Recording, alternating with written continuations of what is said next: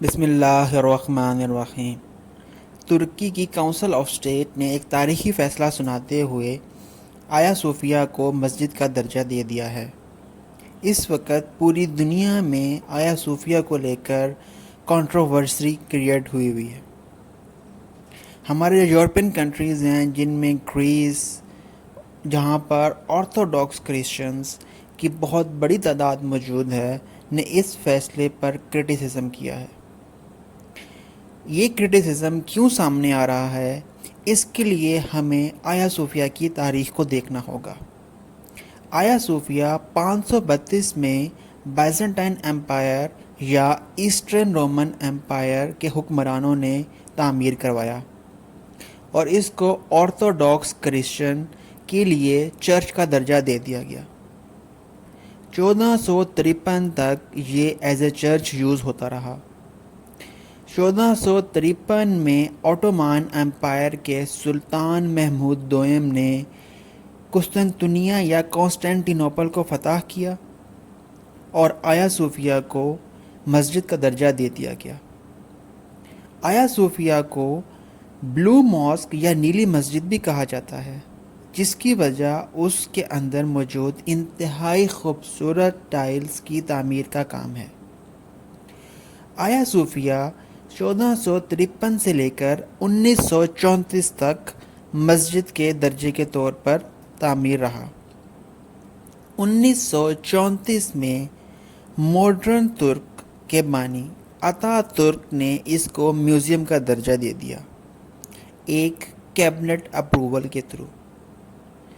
1934 سے لے کر کل تک آیا صوفیہ میوزیم کے طور پر جانا جاتا رہا اور یونیسکو نے اس کو ورلڈ ہیریٹیج سائٹ کا درجہ دیا ہوا تھا۔ اب جب کہ اس کو مسجد کا درجہ دے دیا گیا ہے تو ترکی کے صدر رسپ طیب اردگان نے ایک آرڈر جاری کرتے ہوئے کہا ہے کہ اس کو فوری طور پر نمازیوں کے لیے تیار کیا جائے اور 24 جولائی کو پہلی نماز ادا کی جائے گی۔ اس میں 2 ڈیٹس آ رہی ہیں۔ ایک ڈیٹ آ رہی ہے کہ آنے والا جمعہ یا 24 جولائی، جب دیکھنا ہے کہ کون سی ڈیٹ اس کے اوپر کنفرم ہوتی ہے۔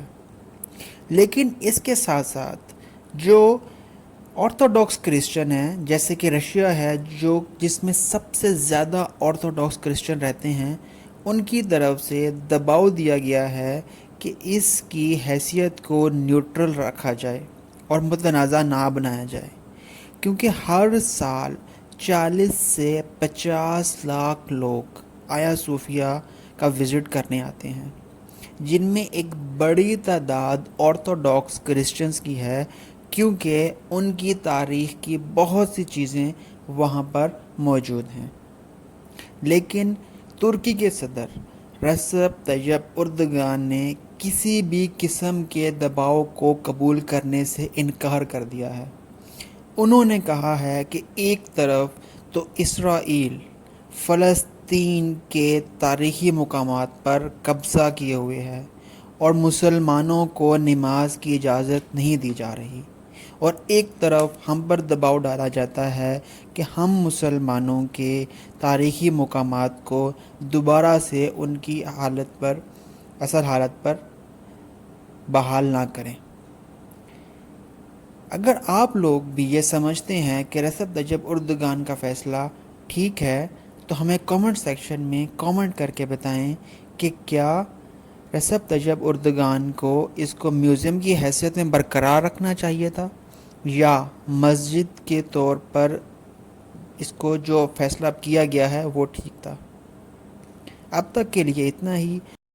مزید ویڈیوز کے لیے دیکھتے رہیے MTV، اور اگر ابھی تک آپ لوگوں نے اس چینل کو سبسکرائب نہیں کیا تو سبسکرائب کیجئے اور ہمیں بتائیے کہ ہم کن ٹاپکس پر فردر ویڈیوز بنائیں۔ اللہ نگہبان۔